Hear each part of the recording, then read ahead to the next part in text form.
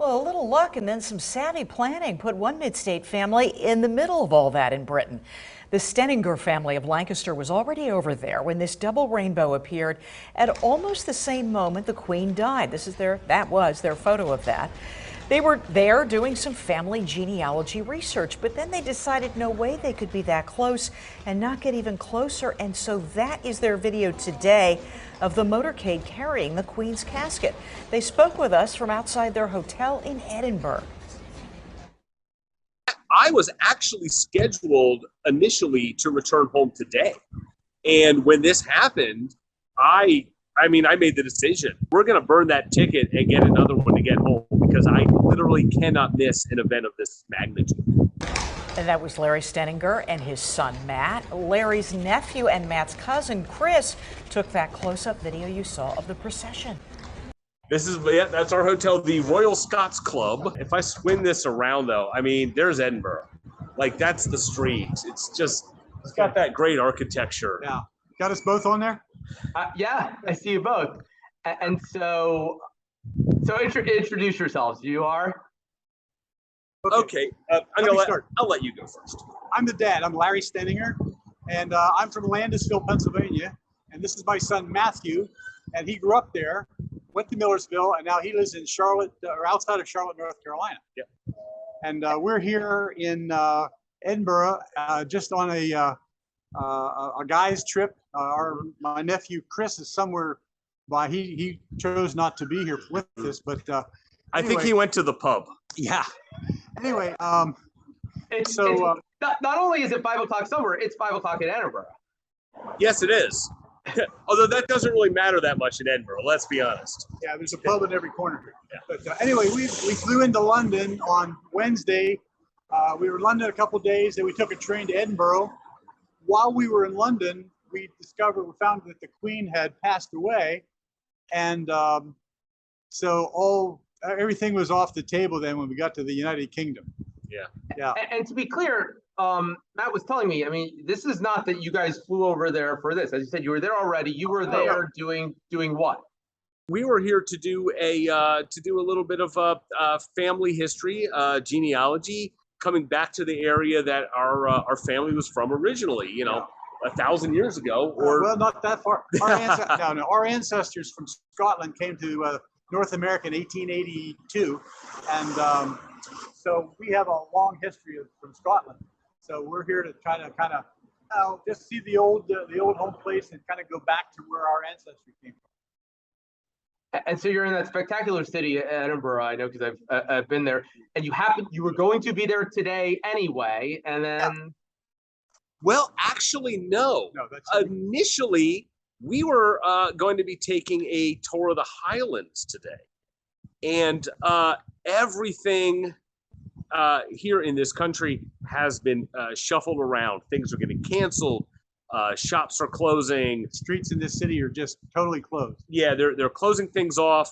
The trains, the air travel, buses, everything has been disrupted. So we decided, okay, let's stay in Edinburgh then while this is happening, because this is an historic event for the city and the world.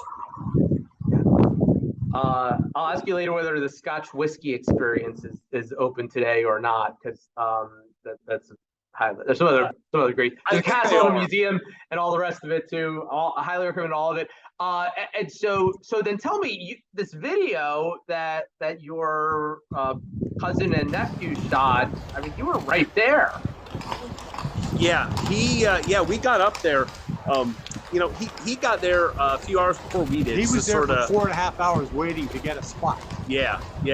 He stuck out the claim. So then what we did was we would run food and water and other supplies up to him. He'd say, okay, I need a bottle of water. All right, run down the street, find some water. And we would actually pass it up through the crowd to him. The police had, it's called the Royal Mile. And they had it blocked off from the Queen's Edinburgh residence called Holyrood. Oh, okay, let me start that over. Okay, yeah. Got the cortege procession started at the Queen's Edinburgh home called Holyrood Manor, and it went up call the Royal Mile to St. St. Giles Cathedral. That's where her body's going to lay in state tonight. Now, the public here is allowed to get in line to, I suspect that when I looked around today, there were probably at least 1 million people along that route.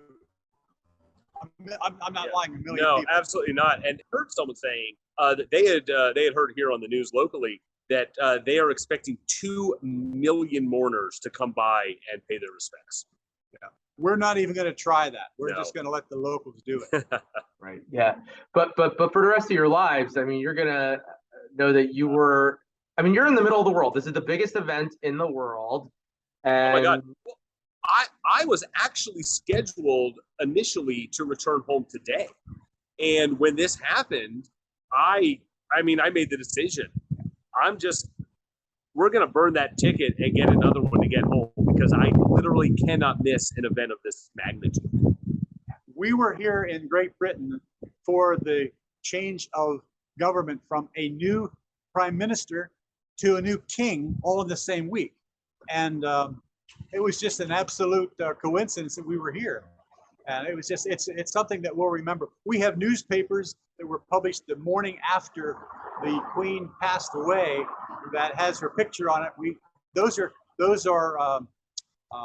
artifacts that we'll have for the rest of our lives. We can say to our grandchildren and our relatives, look, we were there when this happened.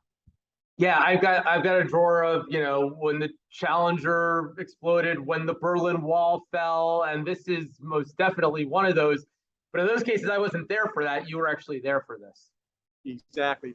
Prior to when the cortege came up the Royal Mile, there were cannons around the city firing off one cannon shot or blast for every 70 years of the Queen's reign. Or every year. Yeah, every year. One per minute for every year. Yeah, for 70 minutes, they fired off a cannon blast.